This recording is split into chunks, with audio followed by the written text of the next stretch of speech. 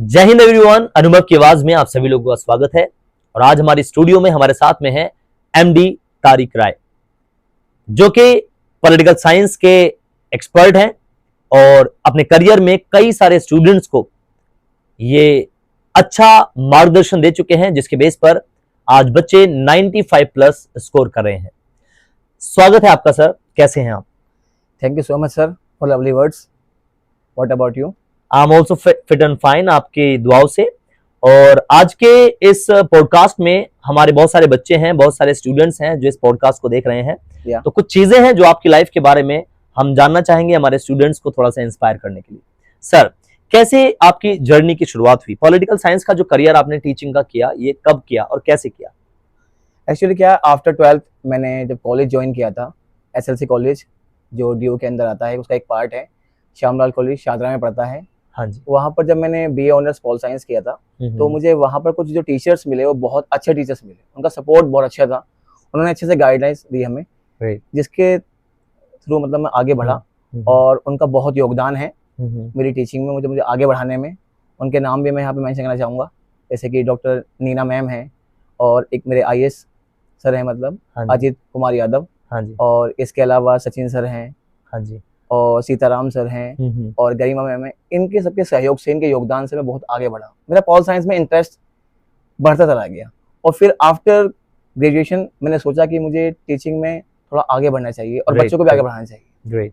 अच्छा सर, हमने सुना है कि आपने डीयू में कॉलेज टॉप किया है, तो उसके पीछे क्या कहानी है आपकी? मतलब किस तरह से आपने स्ट्रगल किया, क्या मेहनत रही आपकी, और आपको कौन सा पुरस्कार मिला उसमें? ठीक है सर, जब मैं कॉलेज में गया था स्टार्टिंग में, तो थोड़ा सा जब मैंने अपने आप को अदर स्टूडेंट से कंपेयर किया, तो मुझे थोड़ा सा डिफरेंट फील हो रहा था। क्योंकि उस टाइम जब मैं कॉलेज में पहले गया था, तो थोड़ा सा मैं अपने आप को उन सबसे थोड़ा सा कमजोर फील कर रहा था, क्योंकि काफ़ी ज़्यादा मतलब स्टूडेंट जो थे बड़े एडवांस थे वहाँ पर समझने में। जितने भी प्रोफेसर आते थे वो मेनली जो है इंग्लिश में ही अपना लेक्चर देते थे, और हमारी स्टार्टिंग से जो है स्टडी वो हिंदी मीडियम में रही थी। लेकिन धीरे धीरे 1 मंथ के बाद या 2 मंथ अराउंड, उसके बाद समझ में आना शुरू हुआ। लेकिन फिर एक हैबिट बन गई हमारी, और फिर लगातार उनके सपोर्ट से उन्होंने बहुत अच्छा पढ़ाया हमें। और फिर मैंने एक टारगेट किया कि हाँ, मुझे इन सबके बीच में रहकर कुछ यूनिक करना है। और फिर मैंने लगातार अपनी स्टडी पर फोकस किया कंटिन्यू। और जब मैंने अपनी ग्रेजुएशन कंप्लीट की, तो मैंने पॉल साइंस ऑनर्स में अपने पूरे कॉलेज को टॉप किया था। So great, so wonderful. और उसी से मेरे अंदर थोड़ी सी मोटिवेशन हुई, वहीं से मोटिवेशन मिली कि मैं किस तरीके से आगे अपने आप को पॉलिटिकल साइंस की फील्ड, मतलब सब्जेक्ट फील्ड में आगे बढ़ा सकता हूँ। उसके बाद मैंने मास्टर्स किया पॉल साइंस के अंदर, एसएल से स्कूल ऑफ ओपन लर्निंग, वो भी डीयू की एक ब्रांच है, लेकिन वहाँ मेरी सेकंड पोजीशन रही। उसके बाद मैंने अपनी स्टडी जो एकेडमिक क्वालिफिकेशन है उसको आगे बढ़ाने की कोशिश की। फिर मैंने एमफिल और पीएचडी के लिए जेएनयू में एंट्रेंस एग्जाम दिया। वहाँ पर भी मैंने एंट्रेंस एग्जाम जो था वो इंग्लिश मीडियम में दिया था और क्वालिफाई किया था। तो जब मैं वहाँ इंटरव्यू के लिए गया था, तो वहाँ जो प्रोफेसर्स वगैरह बैठे हुए थे, उन्होंने इस बात को फोकस किया कि अराउंड हमें यहाँ पर 20 ईयर्स हो चुके हैं, और 20 ईयर्स के एक्सपीरियंस में कोई बच्चा एसओएल से पढ़ाई, मास्टर्स करने के बाद पॉल साइंस से यहाँ पर एग्जाम के लिए क्वालिफाई नहीं कर पाए। तो मुझे बहुत अच्छा फील हुआ, और मुझे लगा था कि हाँ, इंटरव्यू में मेरा सिलेक्शन हो जाएगा। उसके बाद मेरा फिर एमफिल प्लस पीएचडी में लॉ एंड गवर्नेंस सब्जेक्ट से एडमिशन हो गया, लेकिन कुछ पर्सनल रीजन की वजह से मुझे वो ड्रॉप करना पड़ा। So nice of you sir, so great of you. Well, हमारे जो अभी व्यूअर्स हैं, इनमें बहुत सारे स्टूडेंट्स भी हैं। हमारे स्टूडेंट्स को आप क्या निंजा टेक्निक बताना चाहेंगे स्टडी की? जैसे आपने भी अपने स्कूल टाइम में, कॉलेज टाइम में, मतलब पढ़ाई को बहुत ज्यादा अच्छा परफॉर्म किया पढ़ाई में, तो हमारे स्टूडेंट्स को आप ऐसे कौन से टिप्स देना चाहेंगे? सर, मैं स्टूडेंट्स के लिए बस इतना कहना चाहूँगा कि जो सबसे बड़ी प्रॉब्लम स्टूडेंट्स की हो रही है ना, वो स्टडी को बहुत लाइटली लेते हैं, और जो एकेडमिक एजुकेशन है उसको ये सोचते हैं कि बस ये नॉर्मली हमारे लिए क्या है, वैसे क्वालिफिकेशन के लिए है, इसमें कोई ज्यादा कैरियर ऑप्शन नहीं है, ठीक है, या कोई इसमें जॉब अपॉर्चुनिटीज नहीं है। ऐसा उनका मानना गलत है। लेकिन बच्चा अगर अपने एप्टीट्यूड को टेस्ट करें या अपने इंटरेस्ट को देखें, तो पॉल साइंस के अंदर भी बहुत सारे कैरियर ऑप्शन हैं। जैसे कि जैसे कि हम अगर हम एकेडमिक क्वालिफिकेशन की बात करें, इसमें हम मास्टर्स करने के बाद पॉल साइंस में नेट के लिए, जेआरएफ के लिए एलिजिबल हो सकते हैं, या पीएचडी में एनरोल कर सकते हैं। इसके अलावा हम मास कम्युनिकेशन कर सकते हैं। इसके अलावा हम जर्नलिज्म कर सकते हैं, या किसी स्टूडेंट्स का इंटरेस्ट जो है एलएलबी के अंदर है, तो हम आफ्टर 12 जो है कंबाइन कोर्स करते हैं, इंटीग्रेटेड कोर्स है बीएलएलबी। किसी का टीचिंग में इंटरेस्ट है तो वो डायरेक्ट कर सकता है आफ्टर 12 BLED कर सकता है, जो 4 ईयर का इंटीग्रेटेड कोर्स है। इसके अलावा अगर किसी को BA के बाद में B.Ed करना है तो वो भी टीचिंग के लिए जा सकता है, या किसी को प्रोफेसर के लिए भी आगे बढ़ना है तो वो मास्टर्स करने के बाद नेट का एग्जाम या JRF क्वालिफाई करके प्रोफेसर बन सकता है। लेकिन मेन चीज जो यहाँ पर अहम है वो स्टडी में वो ये है कि कोई भी स्टूडेंट अगर स्टडी कर रहा है उसका जो मेन टारगेट ये होना चाहिए, जो चीज भी हम पढ़ रहे हैं ना, तो पढ़ते टाइम आपको अपने रिटर्न नोट्स तैयार करने हैं ताकि वो फ्यूचर में आपको हेल्प कर सके। बच्चे क्या करते हैं, कोई चीज हमने जनरली आज पढ़ी, उसे पढ़ने के बाद ना कुछ टाइम बाद वो उसे भूल जाते हैं और उन्हें याद नहीं रहता, मतलब वो आगे तो पढ़ रहे हैं लगातार, पिछला उनका बैकअप खत्म हो भूलता जाता है। लेकिन शुरू से ही बच्चे ध्यान रखें कि एक उनको आंसर लिखने का तरीका आना चाहिए कि कैसे हमें अपने आंसर को लिखना है, और साथ ही साथ एक फ्रेमवर्क आंसर का उसके पास होना चाहिए। और इसके अलावा मैं कह सकता हूँ कि वो जो चीज भी पढ़ रहा है उसको रिटर्न फॉर्म में कलेक्ट करे ताकि वो उसे आगे एक तरीके से हेल्प करे। Great great. अच्छा, बहुत सारे बच्चों का ये मानना है कि पॉलिटिकल साइंस तो सिर्फ पॉलिटिशियंस के लिए बनी है, आपका क्या कहना है इस बारे में? नहीं, अगर हम देखें स्कॉलर्स के अकॉर्डिंग भी तो बहुत सारे स्कॉलर्स ने जो पॉलिटिकल साइंटिस्ट रहे हैं उनके डिफरेंट व्यूज है राजनीति के बारे में। अगर हम बात करें आफ्टर इंडिपेंडेंस, जब इंडिया आजाद हुआ था, उस समय जो हमारे नेशनल लीडर्स थे उनका ये कहना था कि राजनीति समस्या नहीं है, राजनीति समस्या के समाधान का एक माध्यम है। अगर पॉलिटिकल साइंस की हम बात करें, ये एक ऐसा सब्जेक्ट है कि ये समस्याओं का समाधान कर सकता है। अगर हम एक कुछ लाइन में या एक वर्ड में डिफाइन करें तो पॉलिटिक्स क्या है? पॉलिटिक्स क्या है? एक कॉन्फ्लिक्ट रेजोल्यूशन मैकेनिज्म है, समस्याओं के समाधान की कुंजी है। जितने भी सब्जेक्ट्स हैं ह्यूमैनिटीज के अंदर, चाहे वो इकोनॉमिक्स हो, चाहे हिस्ट्री हो, चाहे ज्योग्राफी हो, जितने भी सब्जेक्ट्स हैं इस विषय पर क्या करते हैं? समस्याएं पैदा करते हैं। लेकिन जो राजनीति विज्ञान है वो समस्याओं का समाधान की एक कुंजी है, एक ऐसा विषय है। That's so nice। तो मुझे उम्मीद है कि जितने भी हमारे व्यूअर्स हैं उन सभी लोगों को इस क्वेश्चन के आंसर के बाद में पता चल गया होगा कि पॉलिटिकल साइंस समाधान है, ना कि ये एक प्रॉब्लम है, समस्या है। तो सर, एक और चीज मैं आपसे पूछना चाहूंगा, हमारे जो बहुत सारे स्टूडेंट्स हैं मुझसे मिलते हैं, आपके बारे में मुझे फीडबैक मिला है ये कि आप पॉलिटिकल साइंस घोट के पिला देते हैं। तो ये घोट के पिलाना क्या होता है? मतलब आप ऐसा क्या करते हैं बच्चों के साथ में कि उनके दिमाग के अंदर, उनके दिल के अंदर पॉलिटिकल साइंस का जो इंटरेस्ट है वो बढ़ता ही चला जाता है?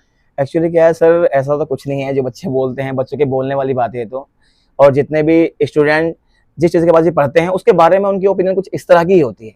अच्छा, लेकिन ऐसा कुछ खास नहीं है, बस मैं अपनी तरफ से अपना 100% देता हूँ। और जितना भी हमारे सिलेबस के अकॉर्डिंग होता है मैं पूरा बच्चों को कंप्लीट कराता हूँ, और जो भी अराउंड करंट में चीजें घट रही हैं या जो प्रेजेंट टाइम में जितने भी इवेंट्स हुए हैं उनके बारे में भी बच्चों को क्वेश्चन करा देता हूँ, ताकि अगर एग्जाम में क्वेश्चन पूछा जा सके तो बच्चे उसको अटेम्प्ट कर सके। That's so nice। Tariq sir के बारे में आप लोगों का क्या कहना है कमेंट बॉक्स में लिखते रहें। बाकी कुछ और सवाल हैं जो अभी हम लोग तारिक सर के साथ में लेने वाले हैं। सर, एक सवाल ये है कि आपको जो अनुभव रहा है जी, ये टीचिंग का जो अनुभव है, ये कितने साल का अनुभव रहा है? एक्चुअली क्या सर, जब मैंने आफ्टर ग्रेजुएशन स्टार्ट किया था 2012 में मेरी ग्रेजुएशन कंप्लीट हो गई थी। उसके बाद से मुझे मोटिवेशन मिलने लगी थी कि हाँ, मुझे टीचिंग में ही अपना करियर बनाना है।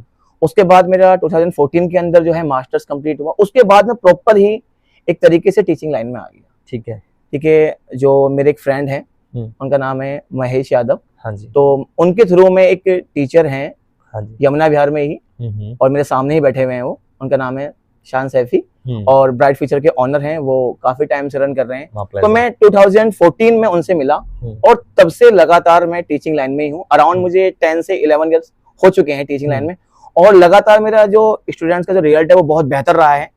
हर साल स्टूडेंट जो है बेहतर रिजल्ट देते हैं, तो एक अलग मोटिवेशन मिलती है कि हाँ, मुझे इसमें ही, इसी फील्ड में और आगे कुछ करना है। Great great great. अच्छा, तो हमारे जो स्टूडेंट्स हैं, ये तो आपने बताया कि ऐसा कुछ नहीं है कि घोट के पिला देने वाली बात है, बस आप अपना 100% देते हैं।